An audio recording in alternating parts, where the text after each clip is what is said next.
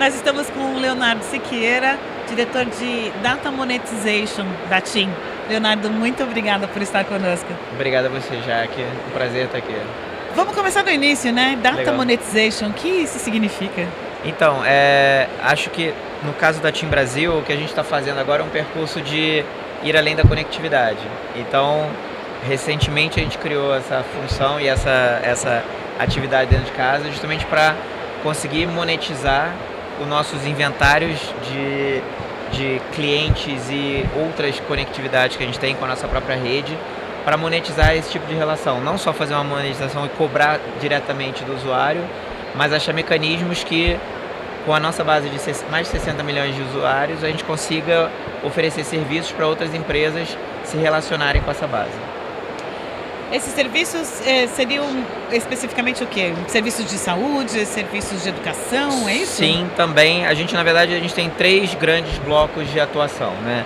O primeiro deles é um pouco do que você está falando, é fazer grandes parcerias com empresas financeiras, de saúde, de educação, para justamente usar a nossa base de usuários, que para eles é uma audiência complementar, e conseguir entregar serviços dessas empresas para essa nossa audiência. Então, com isso, a gente consegue ter uma relação melhor com o nosso próprio usuário, entregar melhores benefícios para eles e, ao mesmo tempo, criar uma parceria que ajude faça sentido para remunerar a companhia. Tem uma segunda vertical que a gente faz, que é um pouco parecida, mas que a gente chama de mobile advertising, que é fazer justamente a comunicação para outras marcas. Então, empresas até de bens de consumo precisam falar com a audiência, e geralmente no mundo digital elas vão muito nos serviços baseados na internet, né, redes sociais e portais de notícias e tudo mais, e a gente também tem canais de comunicação com a nossa audiência que a gente pode entregar esse tipo de comunicação para a nossa base.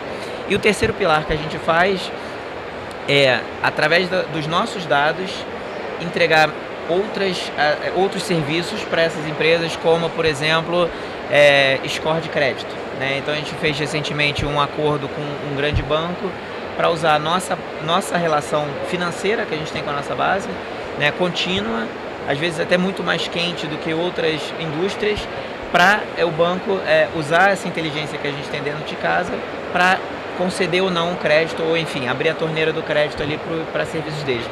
E mais recentemente a gente está lançando produtos também de autenticação do usuário, né? Porque como a nossa rede é inviolável na prática, né? O usuário, um possível fraudador tenta fazer uma fraude ou num banco, ou numa empresa de entregas, ou num e-commerce, e às vezes o mecanismo mesmo da digitalização já ajuda, já é propenso a esse tipo de fraude, né? Pessoas se passarem por terceiros.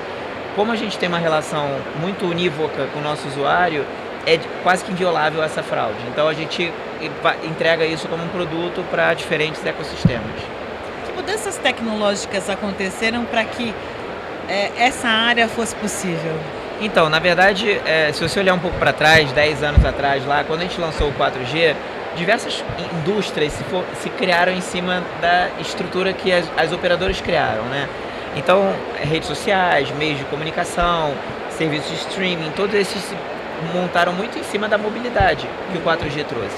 E agora com o 5G, tem uma questão tecnológica sim da rede, muito técnica, mas enfim, pelo perfil da rede, as operadoras e particularmente a gente como TIM Brasil, acredito que a gente vai avançar um pouco mais na cadeia de entrega de valor para o usuário, porque boa parte do valor não está mais só na relação comercial da operadora com o usuário final, mas justamente criar um ecossistema em cima das nossas soluções e permitir que terceiros e outras empresas, e aí pode ser empresas de qualquer nível e qualquer setor, quer dizer, pode ser uma empresa, um banco muito grande, ou pode ser uma startup pequena que precisa de uma solução simples de autenticação. Então a gente quer atingir esse mundo digital com a tecnologia que a gente tem dentro de casa, e usava muito ainda para a própria operadora, e abrir isso para o mercado. Você citou o caso de uso do banco, a parceria com o banco. Que outros casos de uso você pode contar para a gente? Então, os serviços que a gente quer fazer, por exemplo, de onboarding, hoje os processos têm uma fricção muito grande, né? A gente como usuário percebe, quando você tem... Eu estava tentando comprar um ingresso de cinema para os meus filhos e resgate de senha, e manda um e-mail, e aí cai no spam, e eu não acho o spam, e aí você tem que entrar com uma central de atendimento, ligar. É um processo, se você pensar hoje, em 2023, é um processo bastante quebrado, burocrático ainda, né? E você quer, justamente o serviço digital, a facilidade é o básico, né? E o que a gente pode prover justamente é essa autenticação do usuário, porque eu tenho uma relação com o usuário e se eu sei que aquele usuário tem aquele perfil, claramente, obviamente, isso tudo respaldado pela lei de privacidade, e eu posso autenticar ele em outros ecossistemas, e eu sou muito agnóstico, né? Eu, como operadora, tanto faz se é uma rede social, se é um serviço de uma empresa de ingresso de cinema ou se é uma empresa de entrega de delivery, o usuário, no final do dia na TIM, é um usuário só. Então eu consigo fazer essas autenticidades para essas diferentes indústrias e ajudar que esse processo seja muito mais simples e muito mais amigável e também protegido como antifraude, né? Para a própria sociedade brasileira, que é uma sociedade ainda muito fraudável, né? Existe a possibilidade de criar esses serviços B2B? Sem dúvida. Na verdade, esse serviço a gente imagina exatamente é um serviço B2B2C, né? Porque a relação como o usuário é da TIM, eventualmente eu tenho essa camada de produto para autenticidade, depois eu tenho a outra empresa que eventualmente está consumindo que vai autenticar o usuário na outra ponta. Então essa conexão do usuário seu mesmo é ponta a ponta, mas o ecossistema do B2B justamente ajuda a essa autenticação no meio do caminho, como é o score de crédito também. É uma relação B2B de uma empresa financeira que vai conceder crédito, enfim. Essa é uma relação B2B, sem dúvida. Muito interessante. E qual é o tamanho que você vislumbra que essa área possa ter?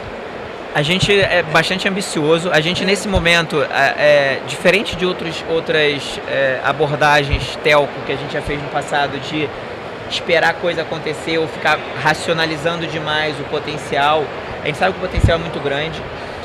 A gente não tem uma expectativa de curtíssimo prazo, um objetivo claro de receita.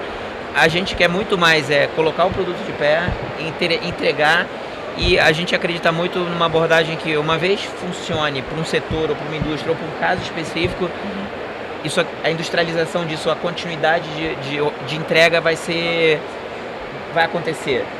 Quando as Big Techs lá atrás criaram diversos serviços dele, quando o WhatsApp nasceu, por exemplo, não tinha uma expectativa clara de quanto que ia ser monetizado ou não, né? Então, antes da gente até pensar em quanto que isso pode valer, que é um pouco do modelo, às vezes, tradicional, da gente, vamos fazer um projeto e vamos em frente, a gente está partindo um pouco reverso, a gente estava falando, não, a gente acredita, vamos lançar esses produtos, e uma vez que eles tiverem aderência e adesão, vai ser rapidamente, vai ser endereçado no mercado. Você acha que 5G é um viabilizador, um catalisador dessas iniciativas? Sem dúvida, sem dúvida. Uma dessas iniciativas, essas de score e antifraude, são iniciativas que estão até num contexto mais global das operadoras, né? As operadoras tem uma aliança global das operadoras, via GSMA, que é a Associação Global das Operadoras, criando padrões, né, no conceito Open, que é um conceito justamente como tem o Open Finance, tem o Open Insurance, tem outras discussões, justamente a expor essas soluções numa camada open para qualquer empresa usar e também ser uma solução padronizada, seja na TIM Brasil, seja numa operadora da Inglaterra, da Alemanha, da China, de onde for. E justamente aqui o objetivo é que fomente a indústria e que a gente consiga entregar soluções diferentes, e o 5G vem muito para enriquecer essas soluções, esses produtos, né? Então, a gente pode oferecer no futuro, tem algumas questões regulatórias ainda no Brasil a serem vencidas, mas a gente pode oferecer no futuro qualidade diferenciada de rede dependendo da conectividade, pode oferecer diversas camadas de rede que o 5G proporciona e as tecnologias anteriores não proporcionavam. Por que para uma operadora como a TIM esse tipo de iniciativa é importante? Eu acho que tem dois objetivos, né? Uma como eu falei um pouco anteriormente, tornar o ambiente socioeconômico brasileiro mais protegido e mais seguro para os negócios acontecerem, né? Porque as operadoras talvez no passado fossem os famosos walled gardens, né? Que hoje em dia a gente fala muito das Big Techs que têm as suas plataformas e suas soluções e não querem muito abrir as soluções. A gente talvez no passado tenha sido um pouco assim. e olhando para trás talvez não tenha sido a decisão mais correta que a indústria caminhou. Então acho que agora a gente justamente quer abrir para criar esse ecossistema mais seguro e protegido no Brasil, para os nossos próprios usuários. E acho que tem um segundo ponto que o país precisa dessas soluções e as operadoras, a gente já investe demais em soluções tecnológicas para o próprio desenvolvimento do nosso core business, né? De 5G. Então a gente tem as diretrizes estratégicas de cada operadora, a TIM tem as dela, mas e também tem as regulamentações que a gente precisa seguir, de cobertura e tudo mais. Então uma vez que esse investimento já é feito, esses produtos vão ajudar a rentabilizar esse próprio investimento já feito, né? Então a gente não vai precisar fazer grandes investimentos adicionais. Uma vez que a rede está lá, já atende de uma maneira segura e protegida e também pelo próprio serviço bom para o usuário, por que não usar esse ativo como outras maneiras de produtizar e monetizar essa relação? Uma das entrevistas que eu fiz aqui na FutureCon falava sobre duas delas, na verdade. Monetização do Open Finance. Vocês têm alguma solução nessa área? Sobre o Open Finance, a gente já olhou no passado, né? A gente entende que ali tem talvez uma camada de dados muito positiva para a gente, talvez, de alguma maneira, sempre com LGPD, mas enfim, como é que a gente consegue se aproveitar de informações, se aproveitar no bom sentido, né? Mas enriquecer informações que existem do Open Finance.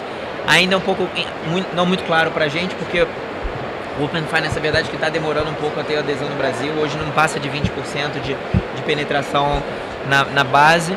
Então a gente sabe que ter uma base grande e relevante é o primeiro habilitador para isso, né? Os grandes negócios, todas as grandes indústrias que foram disruptadas no passado foram porque criou aquela lógica do the winner takes all, né? Quer dizer, o primeiro chegou ali com uma base realmente muito grande e dominou uma solução. Então, Open Finance, a gente acredita que pode acontecer alguma coisa, mas ainda não é muito claro para a gente como é que a gente vai se aproveitar disso no futuro.